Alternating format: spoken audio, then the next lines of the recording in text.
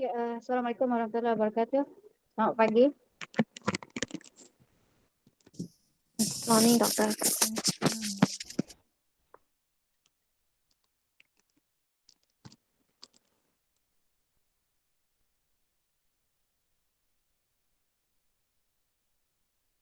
Boleh dengar ke suara saya? Boleh. Boleh.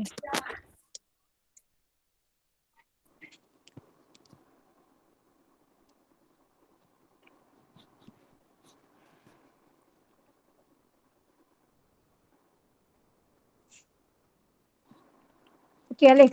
So you boleh start apa, saya ada less than 1 hour. So apa benda yang you nak bentang ataupun you nak discuss? Doktor, kita orang baru nak start untuk chapter 2. Jadi Sekejap. Doktor Saya tak berapa clear apa dia? Grup saya baru nak start untuk chapter 2. Jadi nak suruh doktor ajar untuk citation sebab saya ada tanya grup lain, dia kata patutnya meeting minggu lepas doktor ajar untuk citation kan. Untuk citation, okay. Jadi ingat nak suruh doktor tunjuk cara. Kumpulan you tak ada ni lagi Belum lagi, minggu lepas kita orang tak buat doktor. Maaf. Maksudnya sekarang ni you all punya chapter 1, chapter 2 dah ready ke belum? Chapter 2 belum lagi. Baru siap chapter 1 je. Oh my goodness. Sepatutnya you all kena submit dah chapter 1, chapter 2 kan? Chapter 2 doktor nak last bila? Kan saya minta you hantar chapter 1 and chapter 2 by end of November hari tu. Oh ya. Kita orang tak siap lagi. So setakat ni apa yang you all dah prepare? Maksudnya baru chapter 1? Baru nak mula chapter 2 doktor. Yes. I thought you memang dah prepare dah untuk chapter 2. Okay, sekarang macam ni, saya kena very quick. Saya nak you submit chapter nama apa tu, chapter 1 dulu by today ataupun tomorrow. Tapi saya kena bagi you masa very short period dalam hari Sabtu, Ahad atau Isnin paling lewat you kena submit chapter 2 terus. Sebab sekarang ni deadline dah semakin dekat. Jadi kalau saya bagi you masa terlalu lama, saya tak ada masa untuk nak semak dan you tak ada masa nak buat correction. Okey, doktor. Okay? So hari ni saya akan tunjuk cara untuk you buat citation. You baiki and then lepas tu you submit chapter 1 dulu by today lah ataupun paling lewat pagi esok. Okey, doktor. Okay, now very quick briefing pasal citation. Okay, boleh nampak kat skrin Ini Microsoft Word. You boleh guna sama ada you nak guna Mendeley, EndNote ataupun you nak buat manually. Okay. So kalau you tengok pada Microsoft Word ni, ini ada reference pasal nak kat sini. Okay. So kalau macam saya gunakan Mendeley, jadi dia akan keluar Mendeley dekat sini. Right? So kalau you tak gunakan apa-apa, dekat sini dia akan jadi citation lah yang common sebenarnya. So kalau macam saya, okay, citation tu berada kat sini. Nampak Okay, so apa yang you perlu buat sekarang adalah untuk manage source dulu. You klik dekat sini, manage source. Okay, and then you pergi dekat new. This is where you have to manage dulu all the source ataupun reference yang you ada. Contohnya you ada 30 artikel ke, berapa puluh website ke, journal ke dan sebagainya. you manage dulu information tu dalam words ni. Okay. Jadi contohnya you punya bahan you adalah buku. So you klik buku. Kalau bahan you adalah journal artikel, you klik journal artikel. Kalau dia di dalam bentuk website, you klik website. Okay. So semua ni you kena follow different format for each of the reference yang you gunakan. Okay. So contohnya saya ambil dokumen daripada website for example. Okay. You pergi dekat edit ni, kalau nama author tu ramai, you klik dekat edit dan you masukkan. Contohnya nama dia Osman, last name dia adalah Abu. Okay, you add. And then contohnya nama yang kedua dia adalah Azlina. Yang ni nama last name dia Azmi for example. Okay, so dia masuk, you klik OK. Jadi dekat sini dia akan keluar terus mengikut citation daripada untuk website. Okay, so name of website contohnya website tu adalah website Tourism Malaysia. Okay, ataupun Ministry of Tourism Culture bla bla bla lah, nama website tu apa. Okay, nama web page tu. Kalau contoh website dengan web page ni dua benda yang berbeza. Dia depends. Sama ada you ambil tu daripada web page ataupun daripada website. Either one. Okay. You klik dekat show all bibliography ni. Dekat bawah ni ada show all bibliography field ni. You masukkan dekat yang tempat yang bertanda star. Okay. Jadi year ni bila you access that information. Contohnya tahun 2020 bulan November. Okay, date dia bila? Kalau website, you kena ada specific date bila you access that maklumat. Sebab biasanya untuk website ni, dia akan sentiasa update. Mungkin pada masa you tengok maklumat tu ada, tiba-tiba examiner check, maklumat tu dah tak ada. Jadi it is important for you to have that information tu supaya dia akan tally dengan examiner punya checking information. Okay, sorry. Yang atas ni, yang star ni adalah tarikh bila artikel tu dikeluarkan. Yang ni date bila you access. Contohnya artikel tu dikeluarkan tahun 2019. You access artikel tu tahun 2020. Bulan you access adalah bulan Disember. Date you adalah 2 Disember for example. Yang ni you bagi link dia. Contohnya link dia tu http://motec.gov.my. So you copy je link daripada atas, daripada website tu. And then yang lain-lain ni you tak perlu masukkan. Okay, you klik je OK. Nanti dia akan keluar dekat sini mengikut format daripada APA. So basically bila you dah masukkan, dekat sini akan ada 20 ke 30, depends on how many articles ataupun reference yang you masukkan. Jadi at the first stage, you masukkan semua dulu. Sama ada you guna ataupun tak, you masukkan je dulu. Okay, supaya dokumen tu ada di dalam citation Microsoft Word you. Okay, so bila dah masuk kat sini, you copy semua dan dia akan masuk ke dalam ruang yang current list. So bila dah ada, dia akan memudahkan you untuk buat citation. Okay, you click close. Ini contoh yang saya bagi. Let's say you buat perkataan according to. Bila ada perkataan according to dalam writing you, bermakna author yang you nak cite tu mestilah author tu adalah seorang yang expert dalam bidang you. Okay, kalau you bercakap pasal homestay, you have to find how many articles yang you ada tu and identify from all the reference yang you cari tu, who are the most authors yang cite ataupun yang write on homestay. Itu kita panggil expert. Okay? You cannot simply put according to siapa sedangkan orang tu you tak tahu pun siapa. In fact dia tu pun bukannya expert. Jadi rules dia bila you buat perkataan according to, orang yang you cite ni, Othman and Ghazali ni basically adalah expert dalam bidang tu. Okay? Dan the way of citation dia mesti dalam bentuk macam ni. Othman and Ghazali 2019. Okay? So dia jadi macam ni, dia bermula daripada, okay saya buang balik according to, you pergi dekat insert citation ni, dia akan keluar balik senarai list yang you dah manage tadi. Okay? Jadi dekat sini ni, you just klik je mana-mana author yang related dengan artikel yang you cite tu. Contohnya macam ni, you buat tentang Mark and John. So bila you klik, dia akan keluar ikut format citation yang betul. Okay? So tapi bila according to, you kena buang dia punya ni. You kena buang dia punya kolom ni. Tapi you tak boleh nak simply buang dekat sini sebab dia tak akan benarkan. Sebab benda ni dia dah jadi format.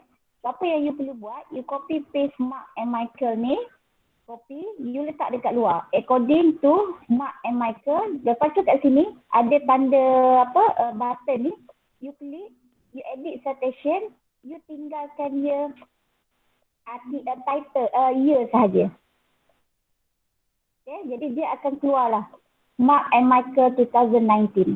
So you tak boleh nak terus edit dekat sini terus. Dia kena edit dekat perkataan yang dekat tanda sini, you klik dekat edit citation, barulah you boleh edit, you boleh buang dan sebagainya. Okay, so you pun sambunglah ayat yang you nak buat citation. Contoh yang kedua, kalau you buat contohnya ayat, you tulis ayat, tiba-tiba you nak cite nama author. Okay, bila you nak cite nama author di penghujung, sama juga kaedah dia, you cite, you pergi balik citation dan you ambil perkataan nama author yang you nak cite tadi. Okay, macam ni Abu and Azmi adalah daripada website. Jadi bila dia daripada website, dia akan keluar nama author tu saja. Dia tak akan keluar www.bla-bla-bla tu, dia tak akan keluar. Because dalam citation you hanya nama author saja yang akan keluar.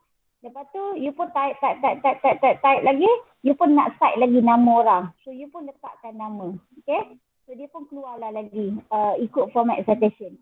Tiba-tiba you tulis lagi, you nak cite nama Adam Syuib ni lagi. You klik dekat sini, you just cite saja Adam sekarang Adam Syuib Ramachandran and Sukaran. Okay, so you pun tulis lagi, you nak cite lagi nama siapa. So you just klik saja dekat sini. Okay, dia akan bagi you format yang betul mengikut APA. Right?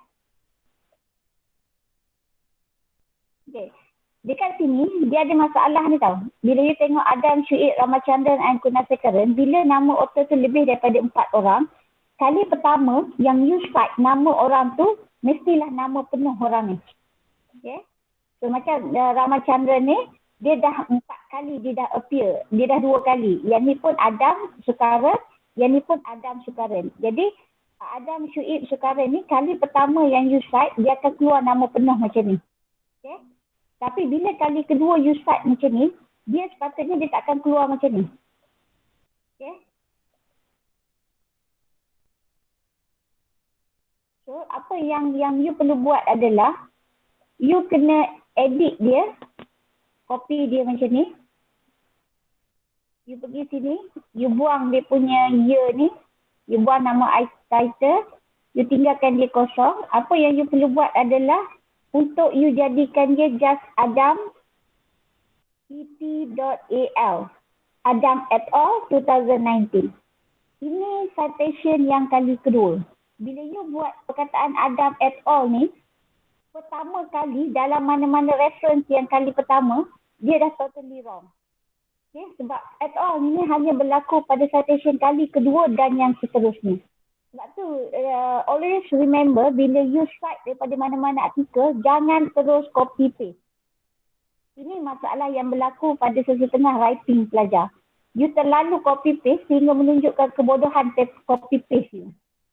Okay, kita akan dapat detect terus sama ada ayat tu memang you betul-betul cite ataupun you copy paste daripada artikel. Okay, so ini cara citation yang betul. Jadi bila the whole writing you tu you dah buat, you dah masukkan semua citation you, apa yang you perlu buat kat sini adalah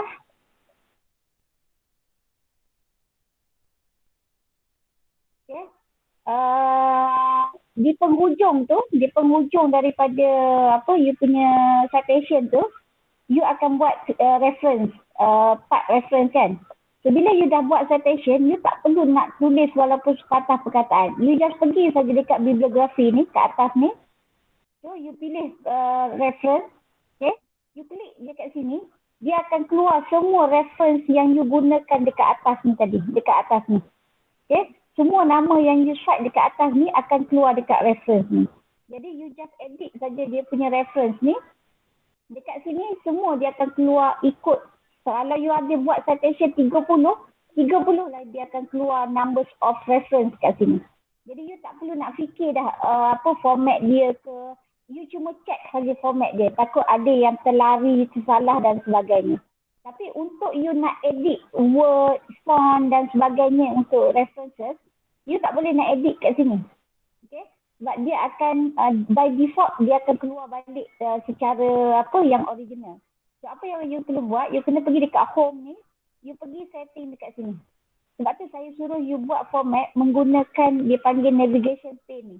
Jadi bila you edit topik dekat heading 1, heading 2 dan sebagainya, bila sampai part reference, you kena cari dekat sini yang memang menggunakan reference punya format. Jadi apa yang you perlu buat, you modify format kat sini, you edit lah warna apa, font apa dan sebagainya.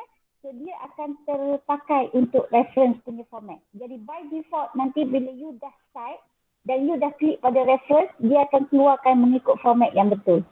Okay? Bila kalau you tengok, dia punya ni dia hidup tau. Nampak tak? Colourful ni. Jadi you tak perlu nak baiki sesuatu word ke apa semua kat sini. Kalau you baiki boleh. Contohnya you baiki kat sini, dia akan keluar.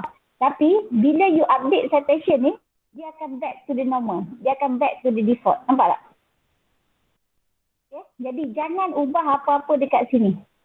Sebab dia akan default balik bila you update citation, dia akan dia akan keluarkan balik benda yang by default. Okay? Jadi kalau you nak baiki apa-apa ataupun tiba-tiba you dah keluarkan reference, tiba-tiba ada lagi tambahan citation kat sini yang you nak tambah. Okay? Bila you tambah citation dekat sini, insert citation, contohnya you nak letak nama Hakim, Adam dan sebagainya. Sedangkan dekat bawah ni tak ada lagi nama tu. So you pergi je kat sini, you update citation dan dia akan update, dia akan tambah sendiri senarai nama yang terbaru yang you masukkan. Okay? So basically untuk format citation ni adalah kerja utama yang you kena masukkan. Kalau you nak guna EndNote, you buat style EndNote. Kalau you nak guna Mendeley, you buat style Mendeley. Or else you gunakan manual dalam Microsoft Word saja. So bila manual dalam Microsoft Word, dia akan terguna dekat sini. Okay? Insert citation ni. So you utilize dan belajar sepenuhnya apa yang ada dekat manage source ni. Okay? So itu cara untuk you buat citation. That's why setiap apa yang you buat ni, you kena tengok format dia. Sebab tu format dalam garis panduan PPTA tu ada dibagi format. Penulisan artikel macam mana, penulisan website macam mana, penulisan buku macam mana. Jadi bila you manage source dekat sini ni, make sure you gunakan dekat sini ni apa jenis-jenis yang ada. Kalau you klik jurnal artikel pun show all bibliography field. So you masukkan. Kalau jurnal artikel, you kena masukkan ni volume dia. Okay, volume dengan isu ni, walaupun dekat sini dia tak highlightkan apa nama ni star, tapi volume dengan isu ni adalah dua benda yang penting bila you gunakan articles untuk reference you. Okay, so jangan lupa untuk masukkan nama numbers of volume dengan numbers of issue. Okay, setakat tu ada apa nak tanya?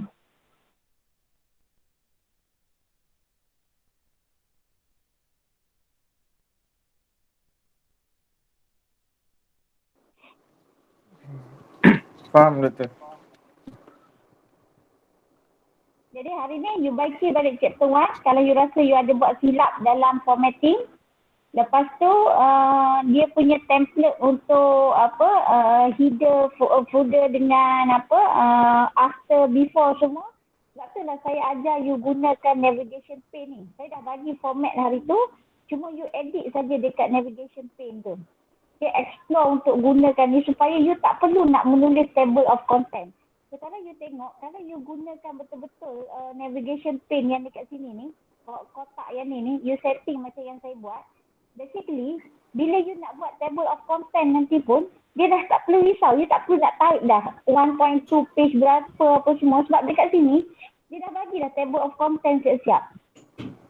Cuma, the way of how you manage tu, you kena setting benda ni dekat navigation pane. Dekat sini. Okay? Buat dulu, setting dulu untuk heading 1 chapter, apa dia font dia, apa dia size dia, apa dia before and after. Dia punya spacing dia berapa. Heading 2 chapter introduction, literature review. hidden tree, yang ni you create untuk 1.1, 1.2, lepas tu normal word, bila apa spacing dia, apa dia punya format dia dan sebagainya. So bila you setting kemas-kemas kat sini, bila you menulis, you klik je 1.2, you klik heading 2 for example, dia akan automatic bagi format yang you dah setting tadi. Okay? So benda ni adalah exploration of using Microsoft Word saja. Dia tak perlu pun nak pergi gunakan benda-benda yang orang kata latex ke apa ke, semua tu tak perlu. Gunakan Microsoft Word saja. Okay? Sebab dia dah banyak benda dah membantu untuk nak memudahkan you untuk menulis dia punya thesis. Okay. So basically alang-alang saya dah beritahu you, macam saya cakap hari tu, dalam chapter 1 kena ada semua konten yang saya beritahu. Jadi dalam komen yang saya bagi tu saya dah tulis. Dalam background of the study, you have to fully discuss on what is homestay and what is kampung stay. Okay, buat dia dalam bentuk 1.2 background of the study. You just make it 1 or 2 paragraph, general information about tourism industry, and then 1.2.1 you discuss on homestay program in Malaysia. Dalam tu you ceritakan tentang what is the detail about homestay program di Malaysia. History dia, siapa yang publish, sejak bila, berapa banyak yang terlibat. You masukkan statistik. Apa yang kerajaan buat terhadap homestay dan sebagainya. Bila you dah detailkan tentang homestay tu, 1.2.2 you cerita tentang kampung stay. So kampung stay tu you cerita, history dia apa, kenapa adanya kampung homestay, apa yang bagusnya, apa value, apa signifikannya kampung stay, how many statistik dan sebagainya. So you ceritakan dekat background of the study di bawah kampung stay. Lepas tu followed by research objective, research question, problem statement, cari what are the issue. You punya point adalah the misconception between the meaning of definition homestay dengan kampung stay. So now you are comparing between homestay and kampung stay punya elements dan juga dia punya konteks. Jadi problem statement dia adalah apa yang mewujudkan gap ataupun isu-isu yang menyebabkan you nak study tentang homestay and kampung stay. Then you followed by significance of the study. Significance of the study ni saya nak you cari polisi ataupun blueprint ataupun reports ataupun government, rujuk balik pada MOTEC, pergi dekat homestay. Significance of the study ni adalah merujuk kepada mana-mana polisi, dasar ke, blueprint ke, modal ke dan sebagainya yang dikeluarkan oleh government, NGO ataupun mana-mana badan-badan yang diiktiraf untuk menunjukkan bahawa ada value kepada kajian yang dibuat. Therefore, you kena support mengatakan, for example, government have spent more than contohnya 20 million in order untuk develop the homestay program, for example. Therefore, it is important for us as a researcher to make a comparison to study on what is the basic things or the elements of homestay as well as the kampung stay program. So maksudnya, significance of your study tu berada pada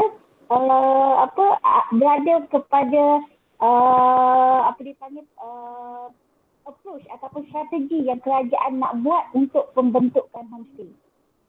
Bila you buat sesuatu kajian, tanpa ada kepentingan kepada mana-mana pihak, contohnya kerajaan, NGO ke, even local community, there is no value, there is no point for you untuk buat research. Therefore, you tak boleh nak buat significance of the study ni benda yang terlalu general ataupun yang tidak merujuk ataupun tidak berfokus kepada tujuan kajian you. Okay? So sebab saya rasa kampung stay, homestay ni berada di dalam inisiatif kerajaan. Blueprint tu cuma you kena cari dekat mana benda tu ada. Audit, laporan negara ke, banyak benda yang you boleh kaitkan nak menunjukkan kepentingan kajian you ni. Contohnya, you buat kajian ni in order untuk matchkan dengan blueprint tourism Malaysia, for example. Jadi, you highlightkan apa yang ada dalam blueprint tu untuk menunjukkan the significance of your study. Okay? Tapi untuk you punya kajian is focus on qualitative study. So bila focus on qualitative study, you punya format refer to qualitative punya structure. Apa yang perlu ada dan sebagainya. So kalau kuantitatif ada dia punya format yang tersendiri, kalau kualitatif ada format dia yang tersendiri. Jadi you follow ikut kualitatif punya study. Okay? Okey doktor. Jadi saya bagi you masa untuk hari ni, baiki semua chapter 1, besok you hantar dekat saya dulu chapter 1. Dan saya bagi you masa 2 hari untuk settlekan chapter 2. By Monday, you hantar chapter 2. Sebab we are running out of the time untuk you punya thesis. Sambil saya check chapter 1 and chapter 2 you, just terus continue untuk buat chapter 3. You jangan 4 orang fokus pada satu chapter. You divide Alif. Siapa fokus dekat chapter 3? You start writing on chapter 3. Make it each of you ni take responsibility untuk setiap satu chapter. Contohnya, Alif, you focus on the whole structure of the thesis, formatting, citation dan sebagainya. 3 lagi ahli kumpulan you fokus dekat chapter 1, chapter 2, chapter 3. Jadi you can be an expert for each of the chapter. Then you have to be synchronized between each of the chapter tu tadi. Okay? Contoh macam 1.0 introduction. You cerita what are the things that you will discuss in this chapter 1. And then followed by general segment related to your topic. And then bila you go to 1.8, for example, chapter summary. You summarize the main idea ataupun the main content of chapter 1. Bukannya you cakap, this chapter has been discussed about background of the study, research method, research objective, research blah blah blah. It's not about that as a chapter summary. It's about what are the main content that has been discussed in chapter 1. Itu yang you summarizekan balik dalam 1.8 chapter summary. And last paragraph, masa dekat chapter summary, you masukkan what will be discussed in the next chapter. Okay, contoh macam chapter 1, chapter summary untuk chapter 1, you akan cakap, okay, the following chapter will discuss on the further development of homestay program in Malaysia. It will discuss on blah blah blah blah, just 1 or 2 sentences. Following this next chapter also will discuss on kampung stay development program. So it will focus on blah blah blah blah blah.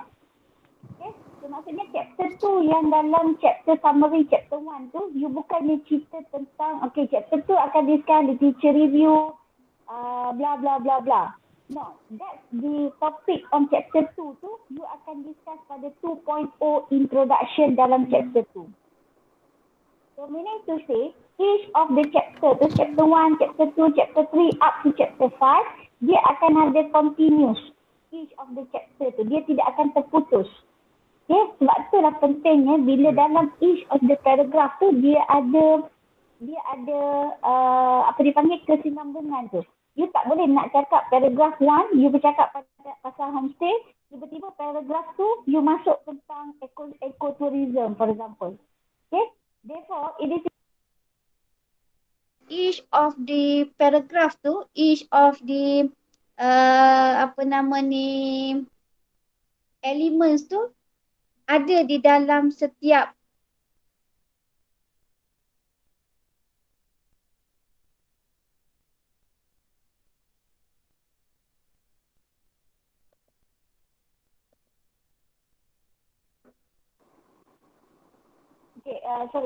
each of the elements tadi tu, dia sentiasa ada kaitan antara satu dengan yang lain.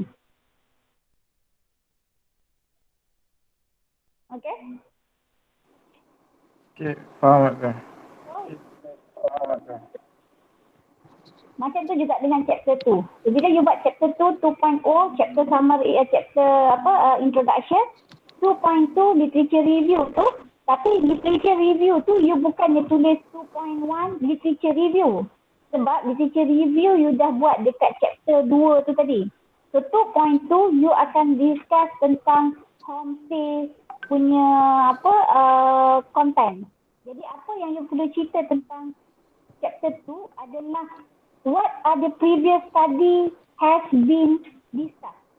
Okay, contohnya dalam chapter 2 kena provide how many definition of homestay that has been established by the previous study. Therefore, it's important for you to have a very brief ataupun comprehensive punya artikel, review yang saya suruh buat table, matrix table hari tu. Okay, masukkan balik, discuss balik tentang definition of homestay based on the previous study. Then you discuss daripada previous study tentang homestay ni, apa kajian-kajian yang pernah dibuat. Contohnya dia berkenaan dengan kajian potential homestay.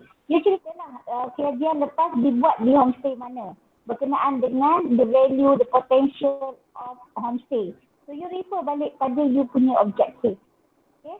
So elemen yang pertama, you mesti pisahkan antara homestay, lepas tu bawah tu baru cerita tentang homestay. Because the objective of your research is to make comparison between homestay and kampung stay. Okay? Put in mind because this is qualitative study. So you kena buat concept like you are the writers, the novelists yang buat tentang penceritaan. Kajian you bukannya 1 campur 1 boleh jadi 2. You are the one who will interpret the data. Itu kita panggil qualitative study. And among you, 4 orang ni, make sure semua orang kena faham dan baca betul-betul kaedah penulisan dan kaedah kajian kualitatif. Metode dia macam mana, data collection dia macam mana, sampling dia macam mana, penulisan dia macam mana dan sebagainya. Jangan tanya saya chapter 3 nak buat macam mana. Study dulu metodologi, method untuk kualitatif dan start writing chapter 3. Okay? Kita dah tak ada masa. You banyakkan nak spend masa kepada 4 orang nak fokus dekat chapter 1. Patutnya you dah divide dah. Chapter 2 orang ni buat, chapter 3 orang ni buat. Dan baru you discuss untuk semak sama-sama. Bukannya 4 orang fokus dekat chapter 1. Lepas tu 4 orang bila nak siap you punya proposal. Right? So buat betul-betul, writing betul-betul, tengok dan strategiskan balik semua konten dan juga you punya gerak kerja dan bahagian kerja you. Semua orang boleh faham, semua orang boleh tahu. Don't take one thing tu atas bahu seorang je. But take all the responsibility. Cumanya you bagi kuasa tu kepada seseorang ataupun responsibility tu kepada orang tu untuk fokus dekat chapter 2, chapter 3 dan sebagainya. Right?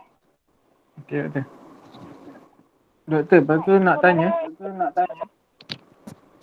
Kan hari tu doktor suruh pilih kira 2 homestay, 2 kampung stay kan? Jadi, apa? You buat berapa dah? Apa homestay yang you dapat? Dapat kampung stay Desa Murni, lepas tu dia.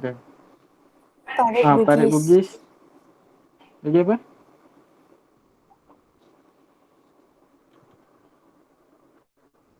Yang lagi 2 tu? Yang Alai.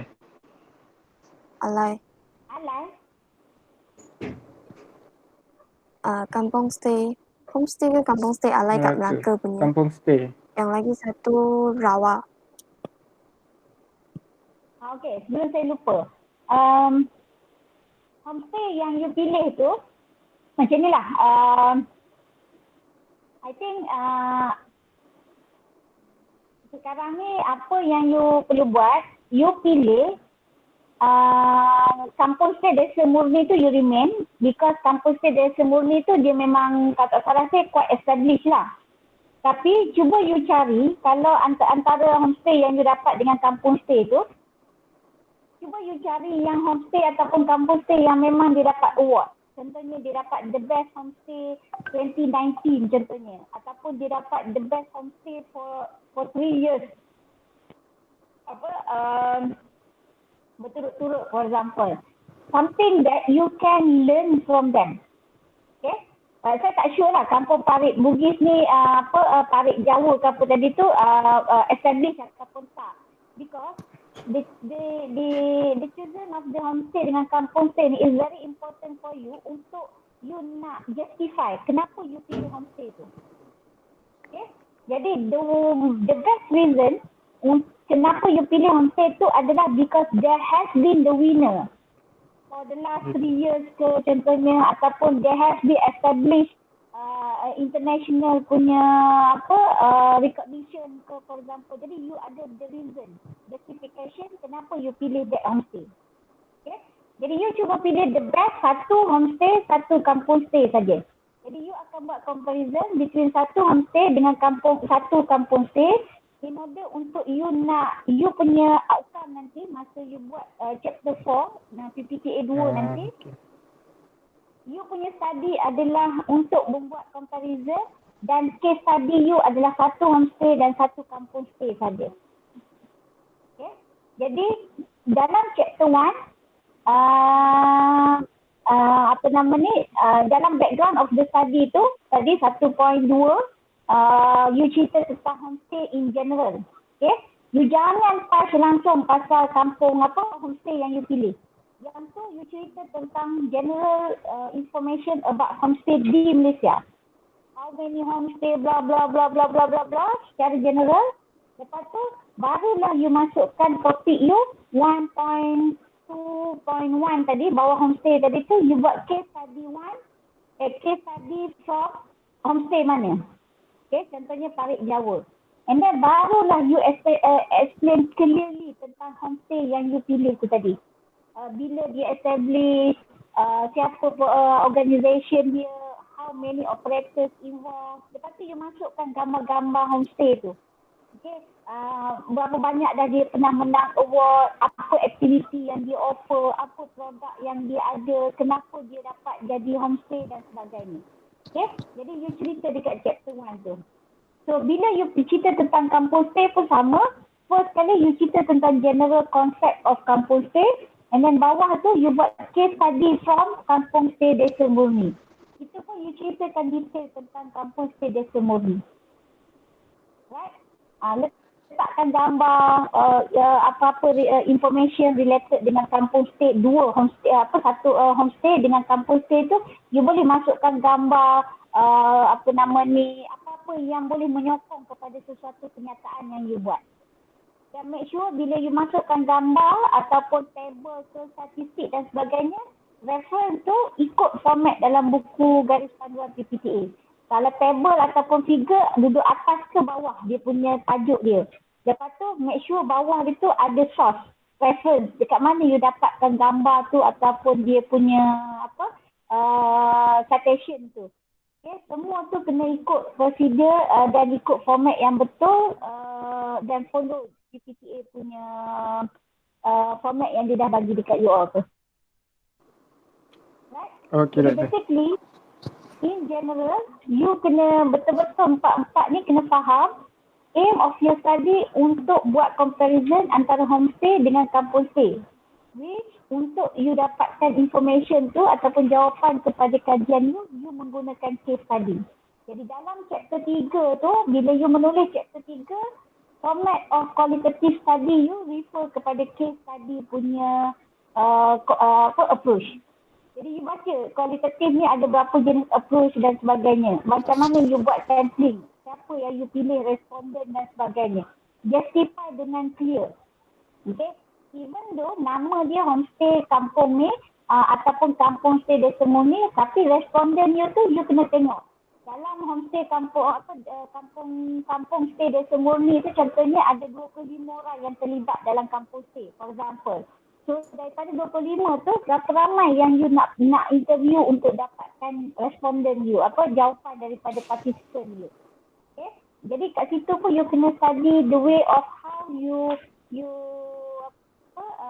choose your participant or respondent for your study. Okay? Okay, baik Doktor. Alright, ada apa-apa lagi nak tanya sebelum we end our session?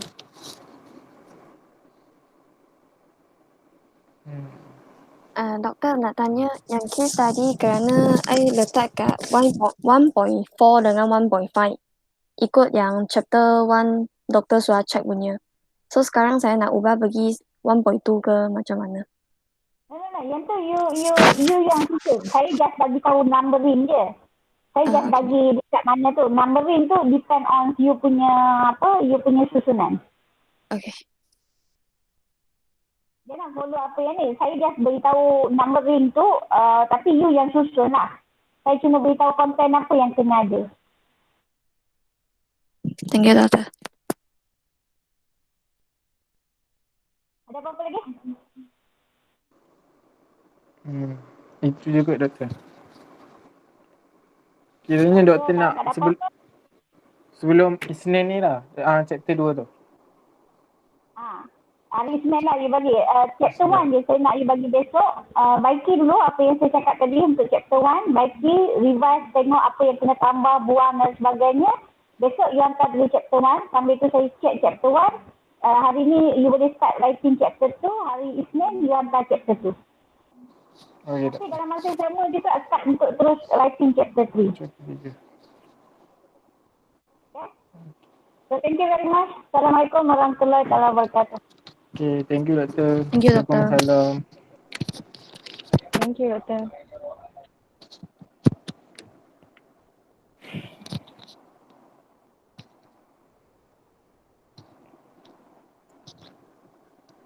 Okay,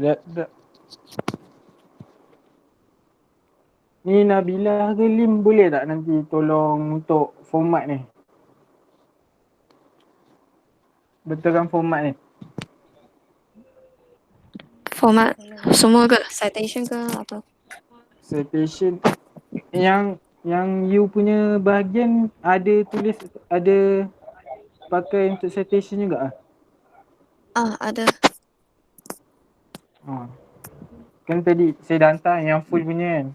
Lepas tu Because citation, you guys, you place yourself and then I just combine it. Boleh tak? Kerana artikel you orang yang guna saya tak tahu macam mana lah. So you orang letak saja citation lah. Lepas tu I dengan Nabila double check lagi. Okay. Tapi bahagian overview tak ada sangat. Bahagian I tak ada sangat. Pik, bahagian ada pik. Significant. Significant tu boleh letak ke? Tahu kalau pakai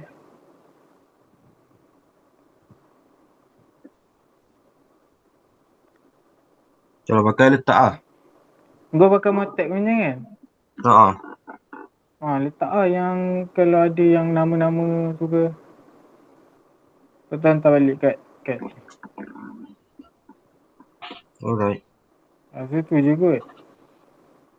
Lepas tu untuk bagi-bagi part tu kan. Nanti tengok kalau bahagian chapter 3 tu aku ambil kot. Chapter 3 research methodology kan, chapter 3. Chapter 2 tu nanti kita bagi-bagi juga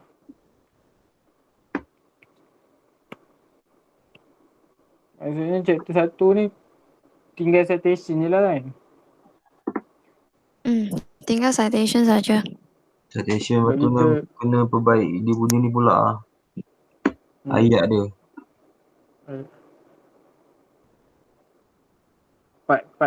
Part engkau tu. Ya.